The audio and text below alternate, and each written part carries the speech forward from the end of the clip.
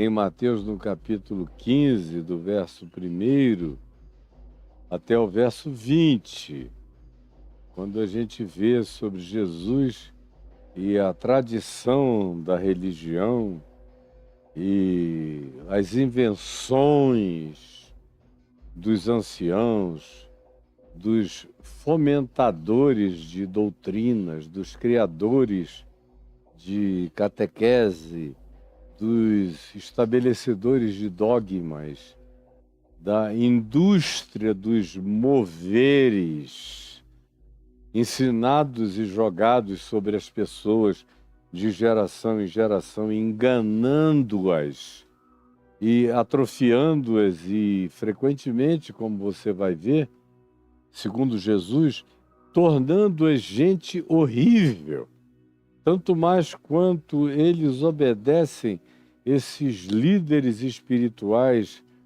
das tradições divorciadas do Evangelho, divorciadas da palavra viva de Deus que tem em Cristo Jesus a sua chave hermenêutico-interpretativa, que é como a gente lê, aprende e não é enganado, e é como a gente filtra o que continua em vigência e não caiu em obsolescência, conforme você encontra no meu curso Jesus, a Chave Hermenêutica, disponível para você aí no meu blog, caiofabio.com.br.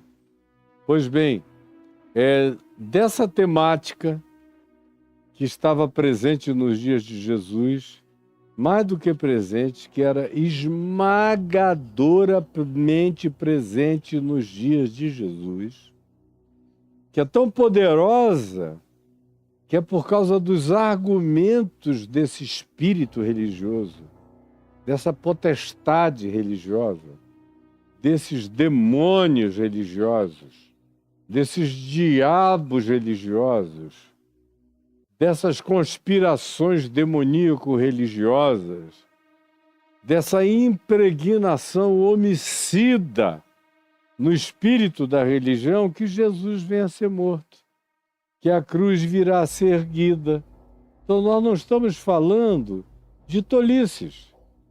De fato, do ponto de vista de quem pensa, de quem entende, de quem discerne, de quem compreende, as temáticas são as mais idióticas, as mais banais, as mais medíocres, as mais desprezíveis possíveis para quem é gente, para quem considera o que é importante da existência. Mas para esses seres da bolha envenenada da religião, tudo que importa é essa porcaria aqui. E Jesus foi morto por causa de porcarias. Foi morto por causa dessa temática que eu vou tratar agora aqui com você. Depois que eles tinham chegado e houve aquelas curas em Genezaré, sobre as quais eu falei no dia de ontem, introduzindo com os dois extremos, o extremo do fetismo que habita ao nosso lado aos milhões e o extremo dos pseudo-iluminados e acadêmicos intelectualizados que vivem num masturbatório de satisfazerem uns contando as suas intelectualidades para os outros. Eu entrei dizendo o que o Evangelho propõe, o que não sendo como Jesus, não é Evangelho, não presta para você, nem para mim, nem para ninguém, pedindo a você, pelo amor de Deus, não perca seu tempo com esses polos alienantes que estão aqui entre vós. Depois disso, e notem bem, eu enfatizei não sei quantas vezes, a semana passada inteira, que Jesus tinha operado o milagre da multiplicação, primeira multiplicação dos pães, lá naquela região das antigas montanhas de Amon, onde hoje é a Jordânia, e dali eles partiram na direção entre Cafarnaum e Betsaida, e quando chegaram as multidões vieram, depois o aviso, a notícia correu para todos os lados, porque eles reconheceram quem era Jesus, e vieram todos, e Jesus curou a todos, a ponto de pedirem a ele o consentimento, a permissão de que ao menos ele deixasse que quem chegasse tocasse nas orlas, na orla das suas vestes, e ele fez essa concessão, como permitiu essa concessão quando a sombra de Pedro passava e curava os doentes, ou quando Paulo em Éfeso fez a concessão de que levassem lenços e objetos do seu uso pessoal para os que estavam enfermos, doentes, endemoninhados, aflitos, angustiados, e os espíritos malignos e as doenças saíam dos seus vitimados, denotando a impregnação simbólica, ao mesmo tempo que energética, daquilo que vaza da gente para tudo que a gente pega, o pão que a gente abençoa, o que a gente toca. Por isso a imposição das mãos não é um mero ato simbólico, é um movimento de transferência de graça com sinceridade, amor, intercessão e fé. Do mesmo modo, a gente encontra esse princípio aqui, nesse permite-nos ao menos tocar na orla das suas vestes. Como ontem eu falei, abundante e longamente. Quem quiser mais informação, está tudo aí no YouTube. Pois bem, aí a gente vê aqui o seguinte, ora, conquanto ele estivesse lá no extremo norte da Galileia, vieram de Jerusalém. É longe, gente. Não é um pulinho daqui para acolá. Não são 2 quilômetros, nem 3, nem 4, nem 5. São muitos quilômetros de viagem a pé, ou no lombo de um jumento. Quando se tratava de sumos sacerdotes, ou de figuras do Sinédrio, eminentíssima, alguns deles tinham uma carruagem que não chegava a ser uma biga egípcia, nem uma carruagem de ricos romanos, mas que tinha um conforto adicional, mas levava dias para irem de Jerusalém até o norte da Galileia. E eles percorriam essa distância. E você fica pensando que é porque eles estavam doentes e queriam ser curados? Porque eles tinham reconhecido em Jesus sabedoria que eles queriam aprender, graça que eles queriam assimilar, boa nova que eles queriam praticar? Não! Eles rodam a terra inteira para tentar convencer alguém de mentiras que eles validam e corroboram, e que são aquelas que eles precisam que continuem em vigência na ignorância da multidão, da manada alienada, porque é através desses meios e recursos que eles controlam a mente das pessoas, como eu tenho falado nos últimos 50 anos, tantas milhões de vezes que eu já nem aguento mais repetir a mesma coisa. Pois bem, não era motivado por busca de compreensão, de entendimento, de encontro com Jesus, que essas autoridades, esses fariseus raivosos, fanáticos, deliberadamente carnívoros, canibais espirituais, querendo devorar as ovelhinhas de Jesus, querendo destruir aquilo que com simplicidade e graça ele vai vazando, deixando escorrer dele como água que cura de uma fonte de águas vivas. Eles não vão procurando vida, graça, luz, arrependimento, misericórdia, inclusão, não. Eles vão para perseguir, para confundir, vão como um diabolos para dividir, vão como um Satanás para antagonizar.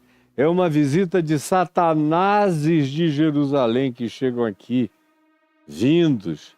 E diz aqui o verso 2 de Marcos 7, 2, que é para onde eu já estou. Eu larguei Mateus 15 porque a narrativa de Marcos 7, que é idêntica, tem acréscimos sinóticos melhores. Então é a mesma coisa, só que eu estou usando uma versão um pouco mais estendida em Marcos. Aqui em Marcos 7 diz o verso 2, e vendo que alguns dos discípulos, vendo quem? Os escribas e os fariseus e as autoridades religiosas persecutórias. Esses seres que Paulo chama escrevendo aos Gálatas de cães. E naquele tempo, cão não era pet, há 2000 anos atrás. Não era um bicho que eles levavam para casa. Não tinha essa relação quase zoofílica com os cães, como a gente encontra em muitos lugares nos nossos dias. Não, o cão era o cão, o homem era o homem, e o cão comia o que sobrava e andava na rua. E rosnava, e gritava.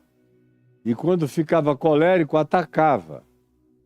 E Paulo, escrevendo aos Gálatas, diz que os judeus, os judaizantes e aqueles que iam de Jerusalém, aonde quer que Paulo fosse, para fazerem mal a ele chama lá em Gálatas 3 de cães, como ele chama também em Filipenses, de cães, cuidado com os cães.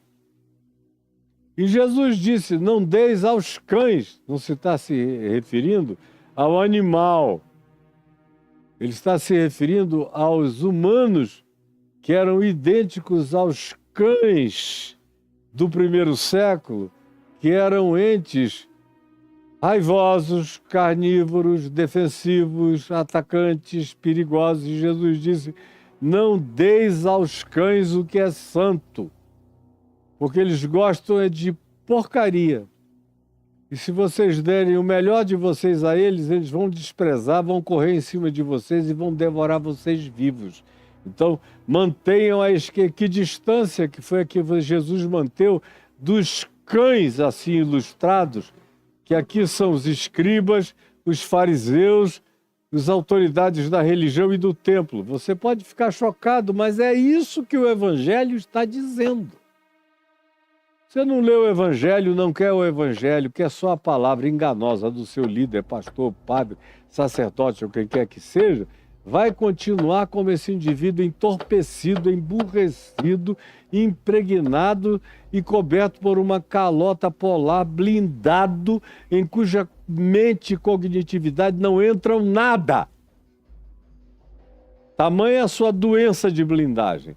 Mas é exatamente isso que Jesus está falando.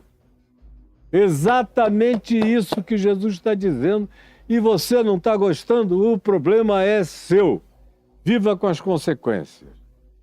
Então diz aqui que vieram esses cães de Jerusalém e chegaram e viram que os discípulos de Jesus, Pedro, Tiago, João e uma outra multidão de pessoas que estavam começando a aprender o significado do Evangelho, não davam a menor bola para as etiquetas religiosas ensinadas na sinagoga, que era o recíproco da igreja contemporânea, a sinagoga. É tão recíproca que no Apocalipse, o João do Apocalipse chama as igrejas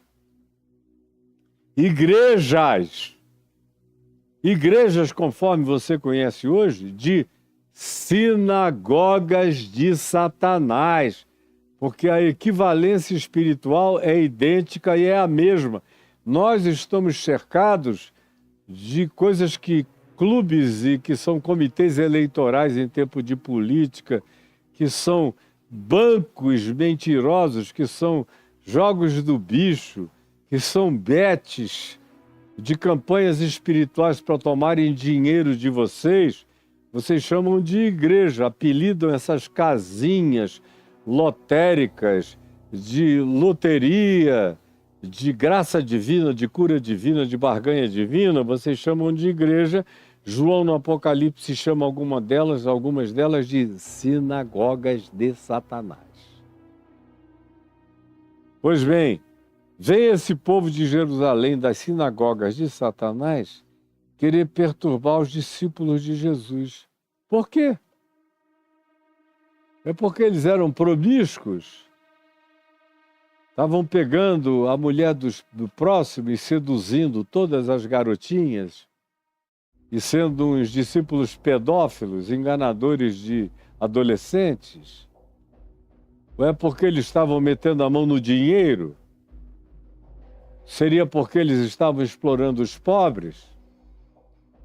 Seria porque eles estavam ensinando as pessoas a blasfemarem contra o Deus sublime eterno e manifesto em Cristo Jesus? Não. Eles não estão fazendo nada disso. Eles só estão vivendo. E vejam só o argumento da religião. Quando eles não têm, geralmente eles não têm nada o que dizer a meu respeito, por exemplo. Eu sou o herege favorito das acusações deles nos últimos 28 anos. Olha como isso me fez mal, me alterou, como eu fiquei gordo, balofo, triste, doente, infeliz, cego, diminuído. Não, eu estava preparado, eu tenho dentro de mim uma rocha viva. Eles podem tentar me transformar em São Sebastião, mas a piada que eu conto para eles é: podem jogar a flecha à vontade, porque para São Sebastião, o que é uma flecha a mais, seus idiotas? Eles jogam e quebram, caem, eu não sinto nada e sigo adiante. A temática que eles escolhem é da mesma natureza patética e ridícula. O que é? É que os discípulos de Jesus foram chamados para comer, entraram nos lugares para se alimentar e fizeram isso sem lavar as mãos. Sem lavar as mãos, como os fariseus faziam. E aí eles, ai, que escândalo, os teus discípulos comem sem lavar as mãos, são impuros. Porque para eles, toda a noção de pureza e de impureza vinha do lado de fora. Impureza para eles era porco, era linguiça, era camarão, era lagosta, eram frutos do mar, eram alimentos não mamíferos. Mesmo que se misturasse ou cozinhasse uma carne no leite, já era blasfêmia.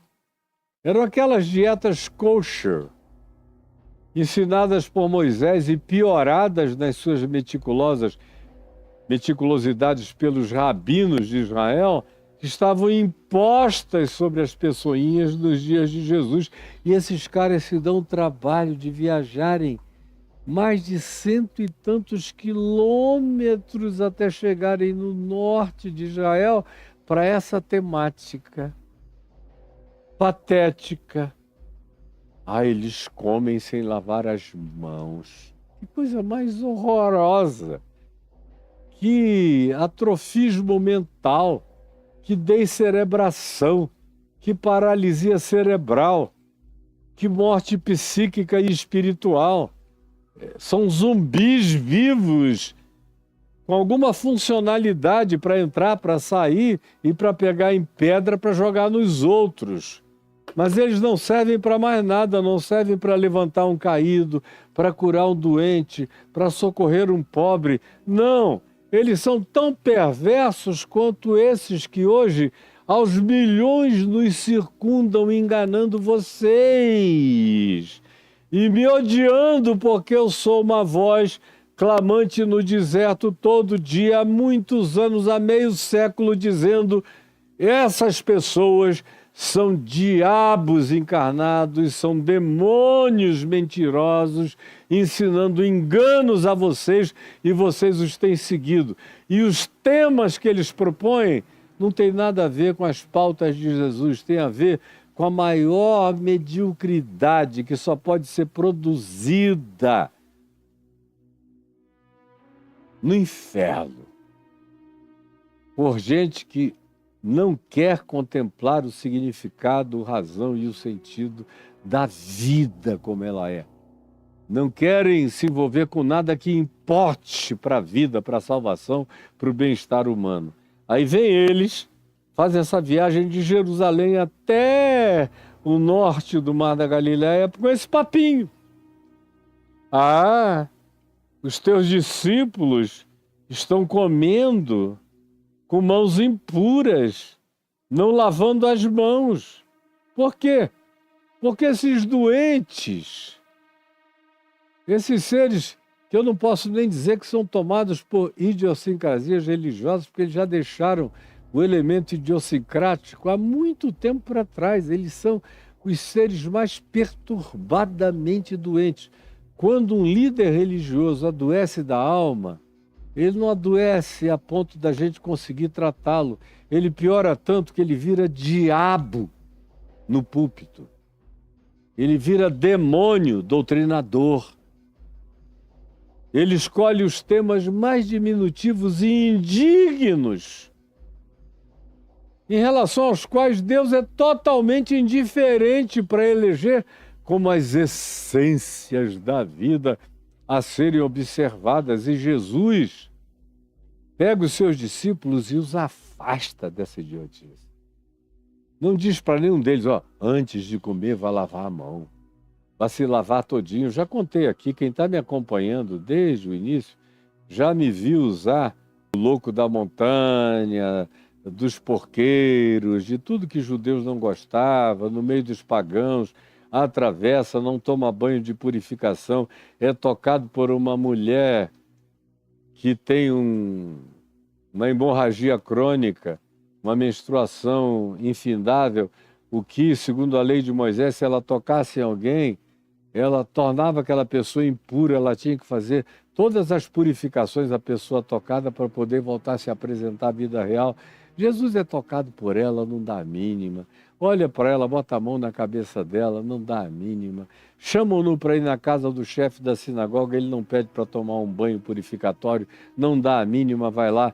Pega na mão da morta, o que era também um pecado segundo a lei de Moisés, não podia tocar no defunto. Ele pega e diz talita cume. Dali ele segue e continua curando todo mundo sem fazer nenhuma ablação purificatória. Jesus é a antítese de tudo que a religião judaica ensina. A antítese de tudo que a religião judaica ensina. É a antítese de tudo que a religião judaica ensina, mas vocês ficaram duros como pedra. E não adianta eu repetir 1 trilhão de vezes, vocês estão blindados e não entendem. E seguem os fariseus.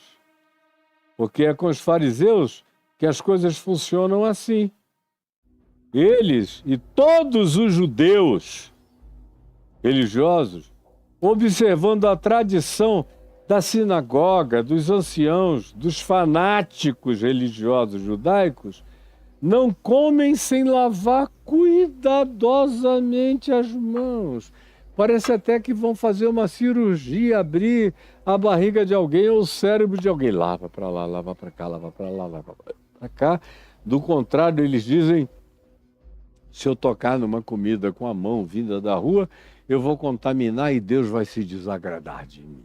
Enquanto isso, Jesus disse que o coração deles era como um sepulcro caiado, cheio de putrefação, de defuntos, de rapina, de maldade, de apodrecimento, porque eles só têm olhos da cara para fora, eles só cuidam das coisas exteriores, por isso eles são hipócritas, eles vivem da máscara para a exterioridade, para o lado de dentro, coisa nenhuma, e eles desprezam todos aqueles que cuidam profundamente da sua interioridade. Esse eles chamam de idiota, e esse cuidado dessas pessoas com a interioridade é absolutamente menosprezado por gente que carrega o espírito dos fariseus, dos judeus de Jerusalém e que tomaram conta da igreja no ocidente inteiro da terra. Virou a mesma coisa, virou uma comunidade de milhões e milhões de pessoas que praticam exatamente as mesmas coisas em razão das quais Jesus foi levado à cruz e morreu. E eles repetem todo dia. E eu falo aqui como quem está falando a pedras. Só a misericórdia de Deus faz alguns entenderem. E para entender leva tempo e muito tempo, porque o condicionamento, a sugestão, a lavagem cerebral, tudo quanto a eles foi imposto durante anos e anos e anos e anos de prática condicionante, não sai do dia para a noite. Não sai do dia para a noite.